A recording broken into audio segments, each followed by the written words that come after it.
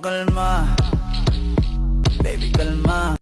Ay guys, magandang araw. Tayo napadaan din sa kainan na may masarap na kalderitang kambing at tayo kumain-kain muna dito bago tayo umuwi ng Cavite.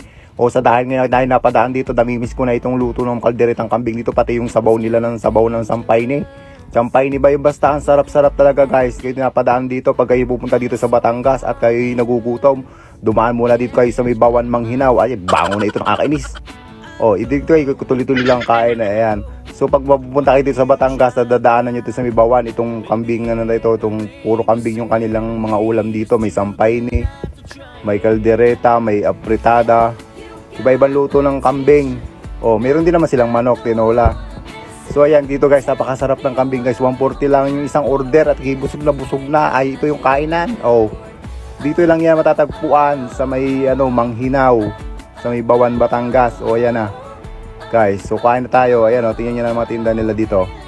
Napakadami yan, mga masasarap yung kanilang mga ulam. Talagang nyo ba guys, napakalagal na itong kain na ito. Ito yata is panahon palang kupong-kupong ay nandito na ito. Pero ito, hindi po sila dito gantong pwesto nila. Ito, napakalit lang po ng pwesto nila. Dahil po ay talagang maganda yung bintahan. Ay talaga namang maganda na yung pwesto nila ngayon at malaki na.